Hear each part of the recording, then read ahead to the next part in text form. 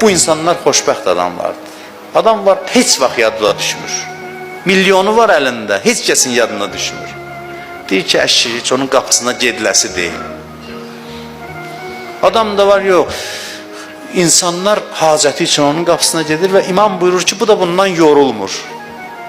Yorulmur ki, rədd eləyin falan, belə yorulmur. Ya gücü çatır, eləyir, ya da ki, eləyə bilməsə də eləyəmir, amma yorulmur. Allaha şükür eləyir, çünki neymətdir. Cəmaatın bizə olan ehtiyacı neymətdir. Mən eşitmişəm Abdullah ibn Cəfər, Həzrət Zeynəbin həyat yoldaşı, Cəfər Təyyarın oğlu. Deyir ki, varlı adam idi, qapısına gələnə əli boş qaytarmırdı.